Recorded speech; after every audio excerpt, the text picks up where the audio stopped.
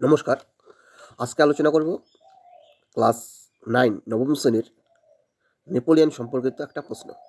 এই প্রশ্নটা শুধু ক্লাস 9 না, ইউরোপের ইতিহাস জানার ক্ষেত্রে খুবই গুরুত্বপূর্ণ।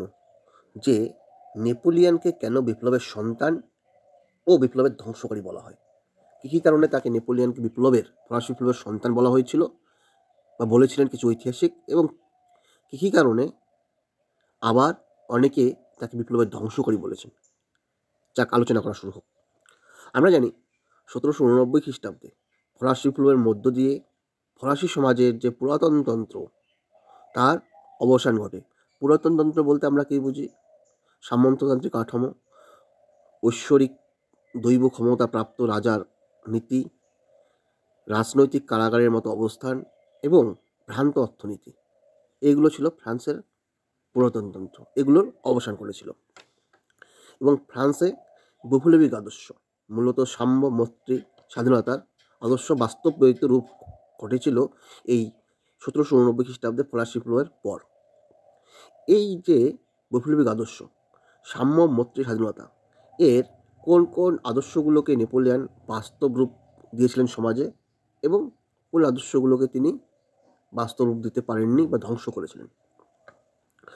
ফরাসি বিপ্লবের ফলে বহু পুরাতন ভাবধারা ধ্বংস হয় এবং বিভিন্ন নতুন ও আধুনিক ভাবধারা বা আদর্শের উদ্ভব ঘটে। কিন্তু নেপোলিয়ন ফ্রান্সের শাসন ক্ষমতা দখল করে সাম্য ও মৈত্রীর আদর্শ গ্রহণ করলেও স্বাধীনতার আদর্শ গ্রহণ করেননি। বিপ্লবের দ্বারা প্রতিষ্ঠিত ভাবধারাগুলো কোনো কোনো ক্ষেত্রে তিনি প্রতিষ্ঠা করেন বা রক্ষা করেন, আর কোনো ক্ষেত্রে রক্ষা করতে পারেননি। যে ভাবধারাগুলোকে তিনি প্রতিষ্ঠা করেছেন তার দৃষ্টান্ত নিচে আলোচনা করা হলো।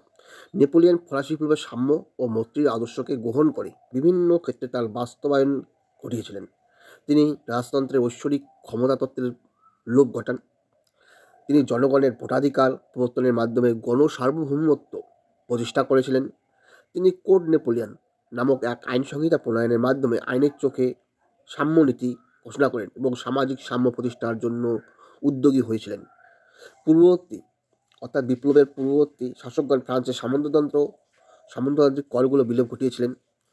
নেপোলিয়ন সম্রাট হিসাবে নিজেকে ঘোষণা করে এগুলো ফিরিয়ে আনেননি। তিনি নাগরিকদের যোগ্যতার ভিত্তিতে সরকারি চাকরিতে নিয়োগ ও অন্যান্য সুযোগ সুবিধার নিয়ম চালু করেছিলেন। নেপোলিয়ন ধর্মনিরপেক্ষতার আদর্শ গ্রহণ করেন এবং পোপের সঙ্গে চুক্তির মাধ্যমে সম্পূর্ণ বিরোধ মিটিয়ে নেন। এছাড়া বৈদেশিক ক্ষেত্রে নেপোলিয়ন বিপ্লবের অগ্নিময় তরবারি, তার সেনাদল জার্মানি, ইতালি সহ ইউরোপের বিভিন্ন দেশে অভিযান চালিয়েছিল। এর ফল হিসাবে সেসব দেশের সামন্ততন্ত্রের অবসান, সামাজিক সাম্যের প্রতিষ্ঠা হয়েছিল।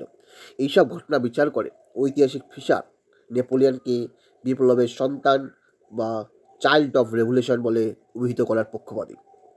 লেফেভার, সেরল, ম্যাসন প্রমুখ মনে করেন নেপোলিয়ন ছিলেন বিপ্লবের ধারক, বাহক ও মূর্ত প্রতীক। অপরদিকে যারা নেপোলিয়নকে বিপ্লবের ধ্বংসকারী বলতে চান তাদের যুক্তিগুলো আলোচনা করা হোক। তিনি বিপ্লবের নানা ভাবধারা ধ্বংস করেছিলেন।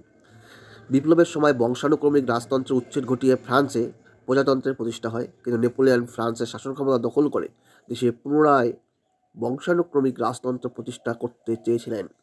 তিনি ফ্রান্সের চূড়ান্ত স্বৈরতন্ত্র প্রতিষ্ঠা করেন। বিপ্লবের স্বাধীনতার আদর্শ ধ্বংস করে তিনি দেশে সব ক্ষমতা নিজের হাতে কুক্ষিগত করে রাখেন। তিনি সর্বসাধারণের প্রত্যক্ষ ভোটদানের অধিকার স্বীকার করেননি। তিনি প্রাদেশিক আইনসভাগুলোর ক্ষমতা কেড়ে নেন। মানুষের বাক স্বাধীনতা ও সংবাদপত্রের স্বাধীনতা কেড়ে নেন। বিনা বিচারে গ্রেপ্তারের নিয়ম তিনি চালু করেছিলেন। বিপ্লবী জেকোবিনদের সর্বজনীন প্রাথমিক শিক্ষার আদর্শ বাতিল করে এমন এক শিক্ষা ব্যবস্থার প্রবর্তন করেন যাতে তার অনুগত শিক্ষার্থী তৈরি হয়। তার নীতির ফলে বুর্জোয়া শ্রেণী বেশি অধিকারের সুযোগ সুবিধা ভোগের সুযোগ পেয়েছিল। এইসব কারণে ঐতিহাসিক জর্জ রুডে নেপোলিয়নকে বিপ্লবের সন্তান বলে স্বীকার করতে নারাজ। নেপোলিয়ন বহু ক্ষেত্রেই আদর্শের লঙ্ঘন করেছিলেন বলে টমসন গ্যারেটরা মনে করেন।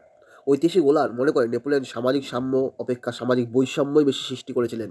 তার মতে নেপোলিয়নের সম্রাট পদ লাভ করার সঙ্গে সঙ্গে ফরাসি বিপ্লবের সলিল সমাধি হয়েছিল। অবশেষে এই কথা স্বীকার্য যে তিনি যখন বিপ্লব বিধ্বস্ত ফ্রান্সের শান্তি, স্থিতিশীলতা, অর্থনৈতিক সমৃদ্ধি ফিরিয়ে আনেন তখন তিনি নিঃসন্দেহে বিপ্লবের সন্তান। আবার তিনি যখন গণতান্ত্রিক জনপ্রতিনিধিত্বমূলক সব প্রতিষ্ঠানের বিলোপ ঘটিয়ে দেশে রাজতন্ত্র ফিরিয়ে আনেন, তখন অবশ্যই তিনি বিপ্লবের ধ্বংসকারী। নেপোলিয়ন তার নিজস্ব আত্মজীবনী মেমোর্স ডি নেপোলিয়ান বোনাপার্ট নামক আত্মজীবনীতে পৃথক প্রসঙ্গে নিজেকে বিপ্লবের সন্তান ও বিপ্লবের ধ্বংসকারী বলে উল্লেখ করেছেন। ধন্যবাদ।